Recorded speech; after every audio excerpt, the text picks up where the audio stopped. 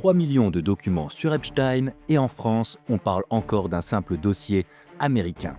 Chaque jour, de nouvelles révélations glaçantes tombent, pendant que nos grands médias étouffent le scandale ou le réduisent à des simples histoires d'argent. À Washington, Ghislaine Maxwell se réfugie dans le silence, laissant planer la menace d'un marché explosif, une grâce présidentielle contre toute la vérité. Et chez nous, Emmanuel Macron minimise l'affaire alors qu'Epstein séjournait à Paris, avenue Foch, et que l'ombre de Jean-Luc Brunel et de sa mort en prison plane toujours.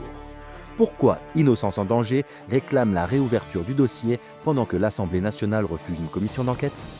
À chaque jour suffit sa peine. Plus de 2 semaines après la divulgation de 3 millions de documents en lien avec l'affaire Epstein par le département de la justice américain, des révélations toujours plus incroyables sont distillées quotidiennement.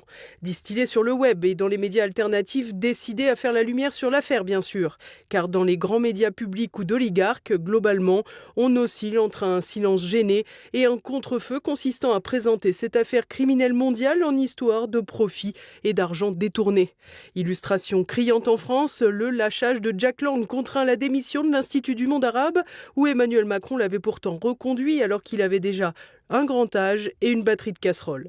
Résultat des comptes après l'ouverture de l'enquête pour blanchiment de fraude fiscale par le parquet national financier, nombreux sont les Français qui pensent qu'il vaut mieux s'adonner à des activités criminelles qu'être en froid avec le fisc.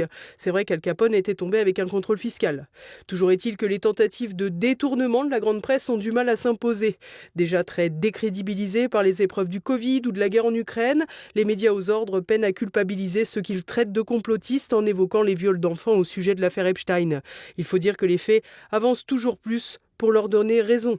Ainsi, lundi, on découvrait qu'une commande d'acide sulfurique de 6 fûts de 55 gallons, soit près de 1250 litres, avait été passée pour l'île d'Epstein, Little St. James. Un sacré stock de ce liquide qui peut effectivement servir à faire baisser le pH de l'eau des piscines. Beaucoup de piscines. Des très grandes piscines. Des très grandes piscines. De là à penser que cette substance aurait pu avoir vocation à faire disparaître des preuves organiques. Des postulats délirants qui deviennent pourtant envisageables quand on pense aussi aux échanges de Jeffrey Epstein où il est question de vidéos de torture de personnes, notamment avec un certain sultan émirati Ahmed bin Sulayem, patron de DP World, comme l'a expliqué le représentant républicain du Kentucky Thomas Massie. Epstein et cet individu échangeaient d'ailleurs régulièrement à propos de leurs expériences sexuelles réciproques. Tout cela a donc de quoi augurer du pire, mais rien n'indique que la vérité sera connue autour de cette affaire. Lundi, la principale complice de Jeffrey Epstein, Ghislaine Maxwell, a refusé de répondre au Congrès. Ghislaine Noël Marion Maxwell, M-A-X-W-E-L-L.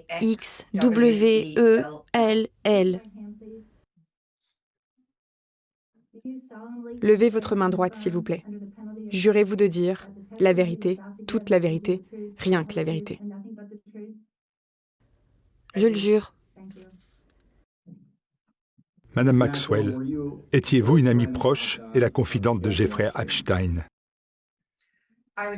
Je souhaiterais répondre à votre question, mais sur les conseils de mon avocat, je refuse respectueusement de répondre à cette question et à toute question connexe. Ma requête en habeas corpus est en cours d'examen devant le tribunal du district sud de New York. J'invoque donc mon droit au silence en vertu du 5e amendement de la Constitution des États-Unis. Madame Maxwell, avez-vous à un moment ou à un autre joué un rôle dans les activités de Jeffrey Epstein impliquant le recrutement, la préparation ou le trafic de jeunes femmes ou de filles? J'invoque mon droit au silence, garanti par le 5e amendement. Si cette commission et le public américain veulent réellement entendre la vérité sans filtre sur ce qui s'est passé, il existe une voie simple.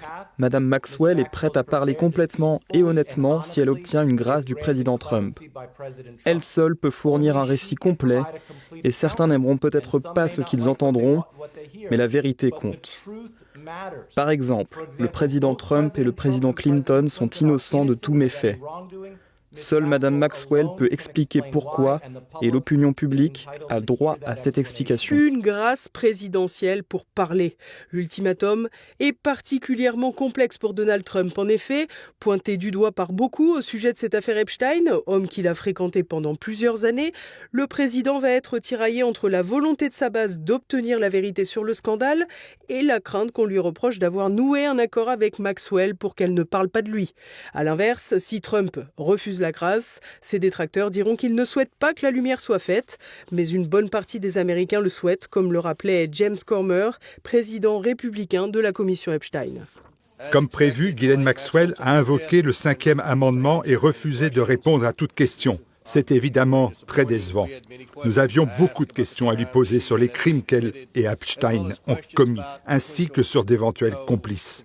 Nous souhaitons sincèrement faire connaître la vérité au peuple américain et rendre justice aux survivants. C'est l'objet de cette enquête. Une vérité que les dirigeants français semblent moins enclins à exiger. Lundi, Emmanuel Macron avait réduit l'affaire Epstein à un dossier strictement américain.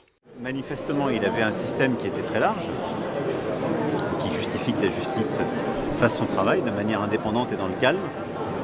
Et après, je vois aussi le déballage de tous les éléments qui ont été révélés. Pourtant, Jeffrey Epstein passait une bonne partie de son temps à Paris, notamment dans cet appartement luxueux de l'avenue Foch, près des Champs-Élysées. Par ailleurs, l'affaire Jean-Luc Brunel, cette sorte d'agent de mannequin qui officie en qualité de rabatteur en plus de violeur, était en lien étroit avec Epstein et Ghislaine Maxwell. Cet homme a d'ailleurs été condamné, puis étonnamment suicidé dans sa cellule de la prison parisienne de la Santé, dans des conditions aussi obscur que Jeffrey Epstein, lui, dans sa cellule new-yorkaise. D'ailleurs, l'association Innocence en danger demande à présent la réouverture du dossier judiciaire Jean-Luc Brunel. Yael Braun-Pivet, présidente de l'Assemblée nationale, a quant à elle fait savoir qu'elle ne souhaitait pas l'ouverture d'une commission d'enquête parlementaire sur l'affaire Epstein, renvoyant ce rôle à la justice. Il faut avouer que les commissions d'enquête servent souvent à enterrer les dossiers quand la justice ne s'en charge pas elle-même.